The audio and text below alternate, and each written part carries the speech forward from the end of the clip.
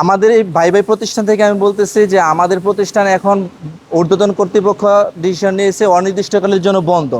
এই বন্ধর কারণ হলো গিয়ে আমরা পর্যাপ্ত পরিমাণ গ্যাস পাচ্ছি না, টোটালি গ্যাস নাই। আমরা তিতাস কর্তৃপক্ষের কাছে তাদের কাছ থেকে প্রতিনিয়ত যোগাযোগ করতেছি যে তারা আমাদের কোনো সদুত্তর দিতে পারতেছে না যে গ্যাস কখন আসবে।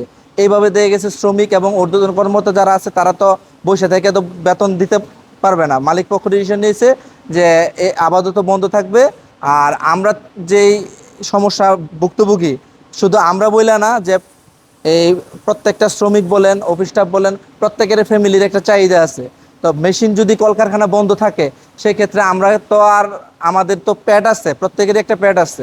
তো ওইটাও দিয়ে গেছে বর্তমান গভর্নমেন্টকে দেখতে হবে যে তিতাস কর্তৃপক্ষের সাথে যোগাযোগ করে কিভাবে এই প্রবলেমটা অতি দ্রুত সলিউশন দিতে পারে।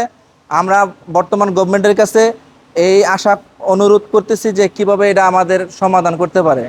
এই যে কারখানাটা বন্ধ করে দিয়েছেন, এখন আপনাদের শ্রমিকদের কি কি সমস্যা হতে পারে বা এখন তারা কি করে সংসার চালাচ্ছে?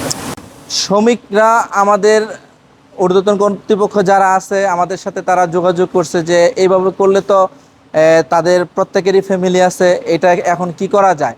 তা আমরা বলছি যে আমরা তিতাস কর্তৃপক্ষের সাথে যোগাযোগ করছি, কারণ তিতাস কর্তৃপক্ষ ছাড়া আমাদের এইখানে আমাদের কোনো একজ্যাক্ট কোনো দেখা গেছে সলিউশন পাচ্ছি না। কারণ প্রত্যেকটা মালিক পক্ষ যতটুকু পারতেছে তাদের জন্য যতটুকু কাজ করছে, পাশাপাশি তাদের যে একটা চলার মতো যে ব্যবস্থা ওইটা, পাশাপাশি আমাদের কর্তৃপক্ষ যে মালিকরা তারা একটা ডিসিশন নিচ্ছে তাদের কিছু পরিমাণ একটা নির্দিষ্ট স্যালারি দিয়ে দিবে।